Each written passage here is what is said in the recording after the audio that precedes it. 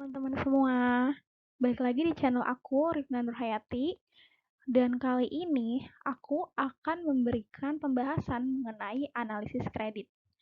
Di pembahasan ini, aku akan memberikan gambaran komprehensif tentang pengertian, jenis-jenis, tujuan, aspek, rasio, prinsip, dan faktor-faktor yang dipertimbangkan. Oke, mari kita mulai aja ya. Oke, teman-teman, kita mulai ya dari pengertian analisis kredit. Jadi, apa sih pengertian analisis kredit itu? Jadi, analisis kredit itu adalah suatu kegiatan analisis atau penilaian berkas dan juga berbagai aspek yang mendukung yang diajukan oleh pemohon kredit sebagai dasar pertimbangan pengambilan keputusan apakah permohonan kredit tersebut bisa diterima atau ditolak. Nah, penting loh teman-teman analisis kredit ini dilakukan karena semakin terbukti nih di tengah dinamika pasar yang terus berubah. Jadi bisa kita simpulkan ya, analisis kredit ini berarti mengandung pengertian penilaian kredit dalam berbagai aspek, baik keuangan maupun non-keuangan. Selanjutnya, aku ingin kasih tahu kepada teman-teman bahwa analis kredit ini bekerjanya meliputi ini yang pertama, mempersiapkan pekerjaan-pekerjaan penguraian dari segala aspek, baik keuangan maupun non-keuangan, untuk mengetahui kemungkinan dapat atau tidak dapat dipertimbangkan suatu permohonan kredit. Yang kedua, menyusun laporan analisis yang diperlukan yang berisi penguraian dan kesimpulan serta penyajian alternatif-alternatif sebagai bahan pertimbangan untuk pengambilan keputusan pimpinan dari permohonan kredit nasabah. Nah, tadi kan kita udah membahas banyak pengertian tentang analisis kredit itu kan. Sekarang aku mau ngasih tahu ke teman-teman apa sih tujuan dari analisis kredit itu.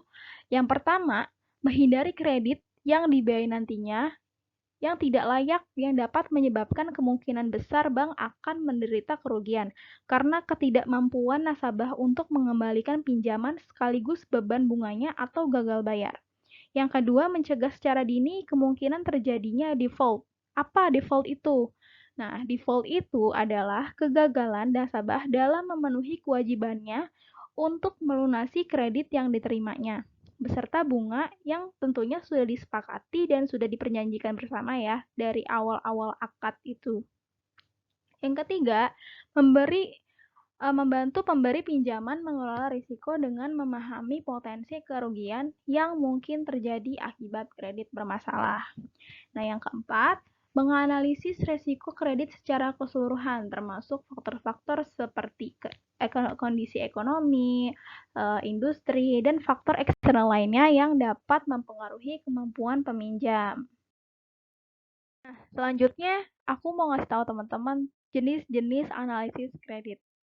Yang pertama ada analisis rasio kredit. Jadi analisis rasio kredit ini adalah analisis yang menggunakan rasio keuangan seperti debt to income ratio, debt to asset ratio, dan time interest earned ratio. Yang kedua, analisis cash flow. Nah, analisis cash flow ini mengukur kemampuan suatu perusahaan menggunakan arus kas yang diperoleh. Yang ketiga, analisis fundamental. Analisis fundamental adalah analisis yang menggunakan laporan keuangan seperti laporan laba rugi, neraca, dan laporan perubahan ekuitas untuk menilai kondisi keuangan suatu perusahaan atau individu. Yang keempat, analisis kapasitas. Analisis kapasitas adalah analisis yang menggunakan kapasitas produksi perusahaan atau pendapatan individu. Yang selanjutnya ada analisis karakter. Analisis karakter ini adalah analisis yang mengukur dengan menggunakan faktor-faktor seperti integritas, kejujuran, dan kepercayaan. Gitu teman-teman. Jadi untuk mengetahui jenis-jenis analisis kredit ini sangat penting ya karena bisa mengidentifikasi kekuatan dan kelemahan masing-masing model. Dan dari situlah kita bisa mengoptimalkan keputusan kredit dan meminimalkan risiko yang nantinya mungkin akan timbul, begitu. Oke, di sini aku akan ngebahas aspek analisis kredit. Nah, kenapa sih kita perlu kenal sama aspek analisis kredit karena dalam menghadapi dinamika pasar dan perubahan kondisi ekonomi, pemahaman yang mendalam terhadap karakter, kapasitas, dan kondisi ekonomi peminjam itu bisa menjadi kunci utama untuk memastikan kelangsungan keberlanjutan portofolio kredit. Gitu teman-teman. Oke, lanjut aja kita ngomongin tentang beberapa aspek analisis kredit. Yang pertama ini ada aspek hukum. Aspek hukum ini untuk menilai keaslian dan keabsahan dokumen yang diajukan oleh pemohon kredit. Jadi jangan sampai dokumen yang diajukan ini palsu atau dalam kondisi sengketa sehingga bisa menimbulkan masalah. Yang kedua ada aspek pemasaran. Aspek pemasaran ini untuk menilai besar kecilnya permintaan terhadap produk yang dihasilkan dan strategi pemasaran yang dilakukan oleh perusahaan. Sehingga kita akan mengetahui nih prospek usaha tersebut sekarang dan di masa yang akan datang. Yang ketiga ada aspek keuangan.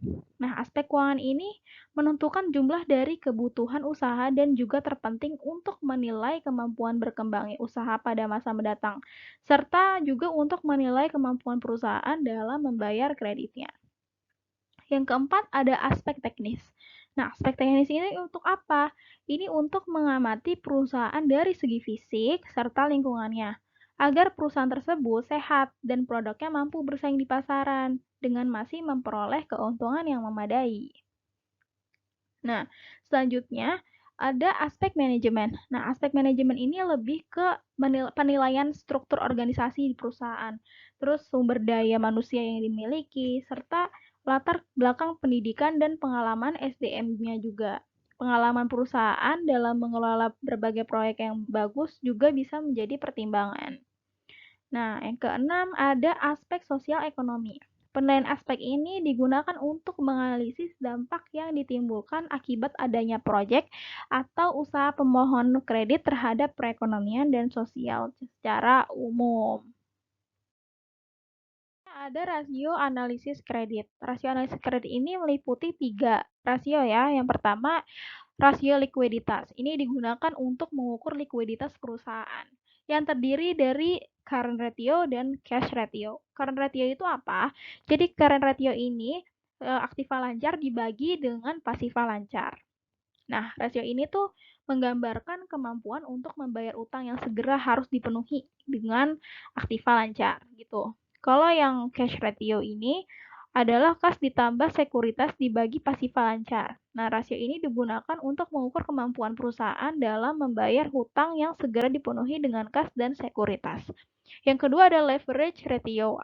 Nah, leverage ratio ini untuk mengukur seberapa jauh aktiva yang dibiayai dari hutang, yang terdiri dari debt ratio, debt to equity, dan times interest earned.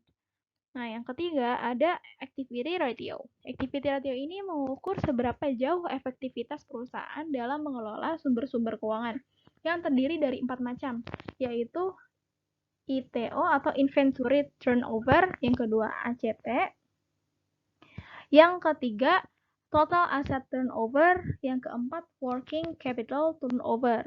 Nah, ECP itu apa sih?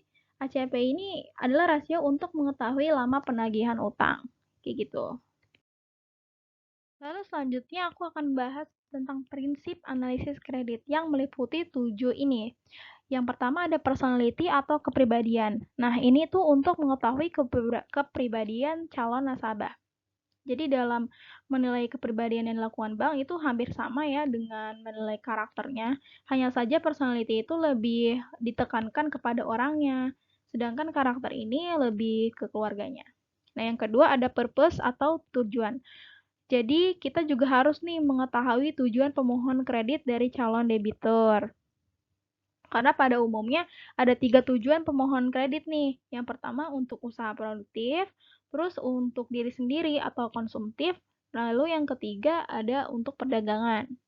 Yang ketiga prospek atau harapan ke depan. Maksudnya adalah kita kan pasti pengen ya harapan yang diinginkan itu adalah harapan yang baik dan cerah gitu. Jadi, di sini untuk menilai harapan ke depan terutama terhadap objek kredit yang dibiayai, gitu. Yang keempat ada payment atau pembayaran. Nah, penilaian ini untuk calon debitur dalam membayar kredit atau apakah dari penghasilan atau dari sumber objek yang dibiayai. Nah, dari situlah kita bisa melihat nih kemampuan nasabah dalam membayar kredit. Yang kelima ada party atau kelompok. Jadi party ini dalam menyalurkan kredit ya, bank ini memilah-milah nih menjadi beberapa golongan agar bank tersebut bisa lebih fokus untuk menangani kredit tersebut. Misalnya bank ini memilah-milah terhadap kredit usaha, ada yang mikro, ada yang kecil, ada yang menengah, atau ada yang besar. Bisa juga kayak berdasarkan wilayah, misalnya kayak pedesaan, perkotaan, atau sektor usaha. Kayak gitu. Lalu yang keenam ada profitability atau kemampuan menghasilkan laba. Kredit ini dibiayai oleh bank akan memberikan keuntungan bagi kedua belah pihak, baik bank atau calon debitur. Terus yang ketujuh, ada protection atau pelindungan untuk melindungi objek kredit yang akan dibiayai. Perlindungan ini tidak sebatas jaminan fisik yang diberikan ya teman-teman, tapi lebih dari itu, yaitu jaminan si pengambil kredit seperti asuransi kematian dan jaminan perlindungan terhadap jaminan fisik yang diberikan dari kehilangan, kerusakan, atau yang lainnya. Oke, selanjutnya kita akan membahas faktor yang dipertimbangkan dalam analisis kredit. Nah, kenapa sih ini penting dan dikenal oleh teman-teman? Karena ini bisa membuat keputusan finansial yang terinformasi. Jadi dengan memahami dengan cermat, faktor-faktor ini gak hanya membantu mengurangi risiko kredit, tapi juga memastikan bahwa keputusan kredit ini didasarkan pada pemahaman yang holistik terhadap situasi peminjam. Nah, aku tuh udah membagi dua faktor ya teman-teman. Di sini ada faktor internal dan faktor eksternal. Yang pertama nih, faktor internal. Nah, yang pertama ini ada karakter atau sifat pribadi calon debitur yang menunjukkan komitmen, integritas, dan etika. Yang kedua, kapasitas, yaitu kemampuan calon debitur untuk menghasilkan pendapatan dan arus kas yang cukup untuk membayar kembali pinjaman. Yang ketiga, modal. Modal atau jumlah dana yang dimiliki oleh calon debitur dalam usahanya. Nah, yang keempat, ada jaminan atau aset yang ditawarkan oleh calon debitur sebagai jaminan jika gagal untuk membayar. Nah, yang selanjutnya faktor eksternal ya teman-teman, lanjut yang tadi. Di sini yang pertama ada kondisi pasar. Jadi kondisi pasar ini kita melihat situasi permintaan dan penawaran produk atau jasa yang dihasilkan oleh usaha calon debitur. Gini, jadi maksudnya kondisi pasar ini menunjukkan seberapa besar potensi dan persaingan usaha calon debitur.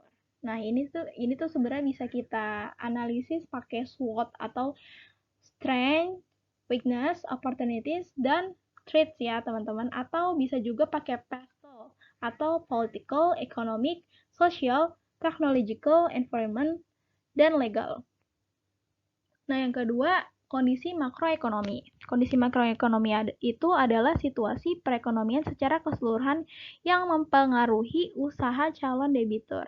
Nah, di sini menunjukkan nih seberapa besar dampak faktor-faktor ekonomi terhadap usaha calon debitur. Nah, kayak gitu teman-teman. Oke, selanjutnya ada daftar pustaka yang tentunya dari tadi pembahasan yang sudah aku bahas pada teman-teman ini tertuang dalam buku-buku yang ada di sini. Semoga bermanfaat juga ya untuk teman-teman. Oke, sekian dari pembahasan aku mengenai analisis kredit. Semoga ilmu-ilmu yang tadi sudah aku sampaikan kepada teman-teman bisa memberikan manfaat ya teman-teman. Jangan lupa untuk like kalau suka dan dislike kalau nggak suka. Sampai jumpa di video selanjutnya. Bye-bye.